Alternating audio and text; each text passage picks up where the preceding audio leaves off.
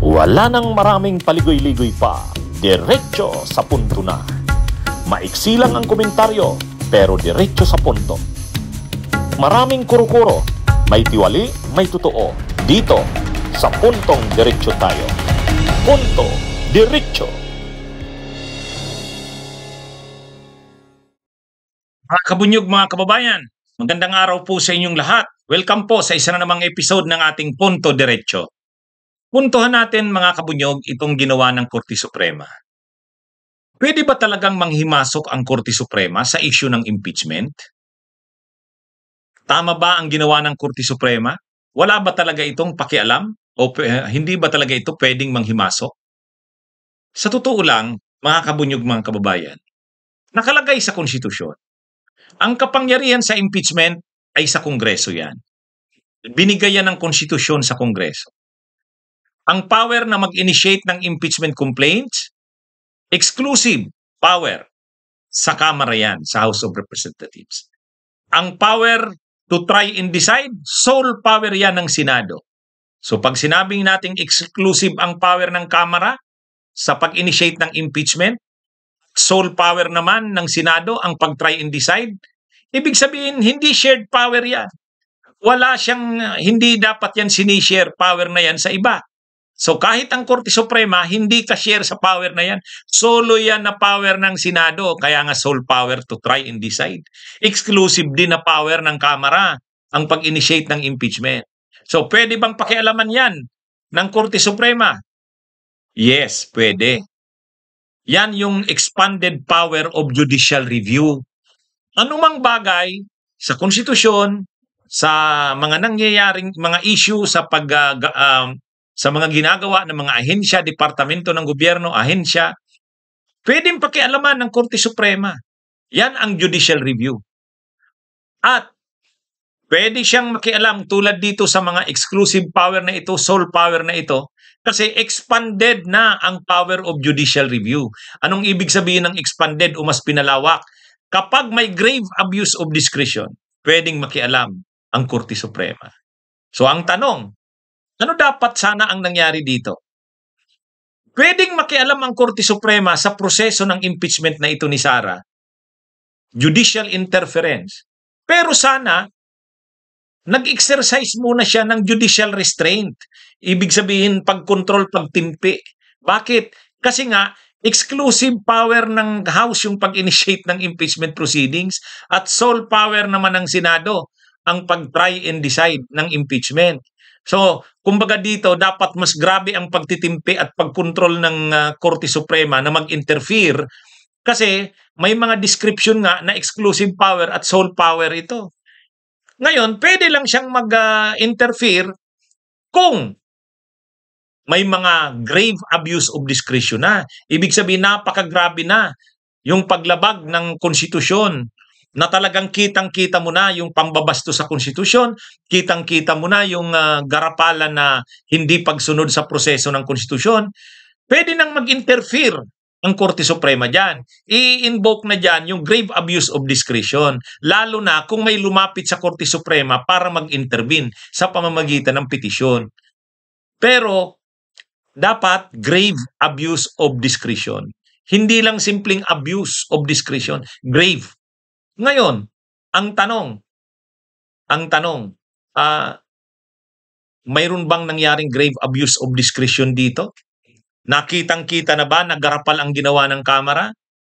Kitang-kita na ba na napakalubha, napakatindi, napakalinaw ng paglabag sa konstitusyon na nung may lumapit sa Korte Suprema ay kailangan kaagad aksyonan ng Korte Suprema.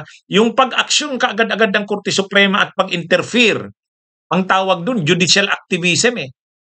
Yung pagtitimpi at pagkontrol, ang tawag dun, judicial restraint eh. Ang ginawa dito ng Korte Suprema, judicial activism. Bakit masasabi natin judicial activism? Ongoing na yung trial. Ongoing na yung impeachment. In fact, July 29, magsesesyon na ang Senado. Magkukonvene na sila bilang impeachment court. Magre-resume na ang trial. Ang ginawa ng Korte Suprema, July 25, naglabas ng desisyon. At ang desisyon ng Korte Suprema ay pag-declare na unconstitutional. Malinaw ang sabi ni retired Senior Associate Justice Carpio, ang ginawa ng Korte Suprema, ang malinaw na dahilan bakit naglabas ang Korte Suprema ng desisyon July 25 para pigilan na wag nang matuloy ang impeachment trial noong July 28 or 29. Malinaw yun. Bakit kailangan gawin yun ng Korte Suprema? Aktibong nakialam, nag-interfere. Judicial activism yun. Pwede ba ang judicial activism? Yes. Pero sana, kung may nakikita ka na may mga pang-aabuso na, grave abuse of discretion na nangyayari, maganda sana kung ang Korte Suprema nag-i-exercise ng judicial activism para sa bayan, para sa konstitusyon. Maraming mga ganyang mga kaso na ang Korte Suprema, makikita mo yung ganda ng kanyang pagiging judicial kumbaga yung paggamit niya ng power niya ng judicial activism, ginagamit niya para protektahan ang bayan.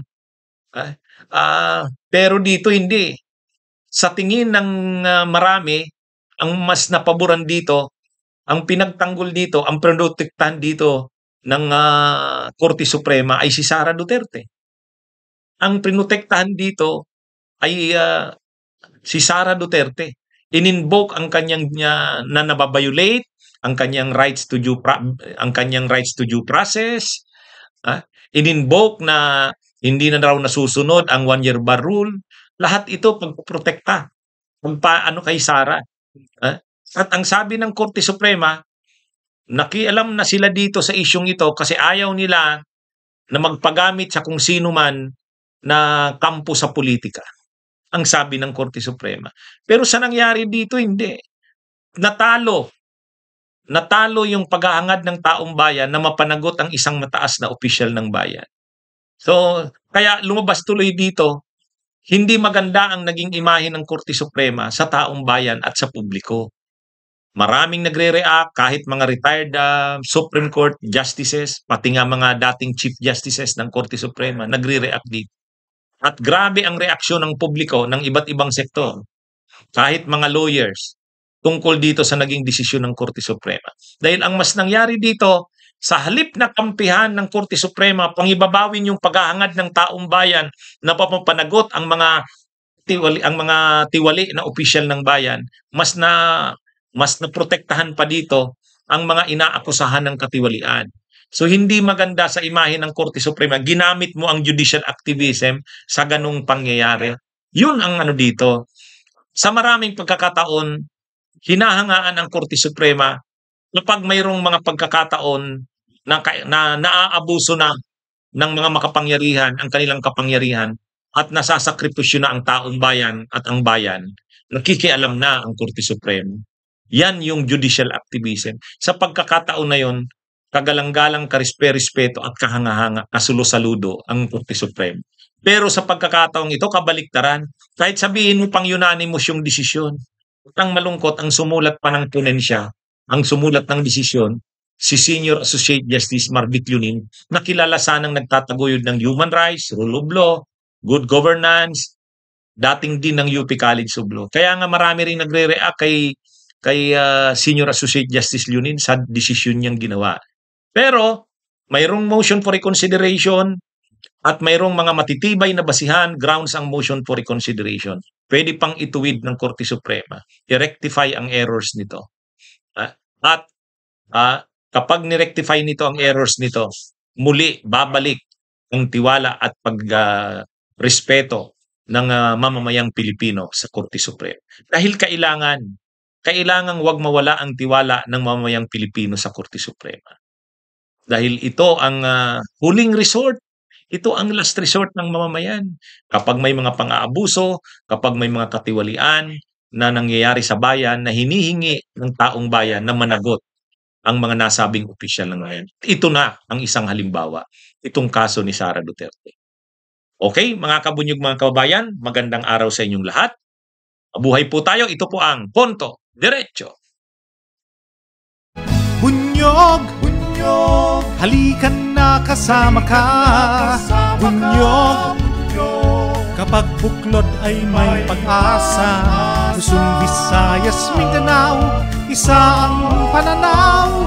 Sa bagong Pilipinas ang bunyog isisigaw. Bunyog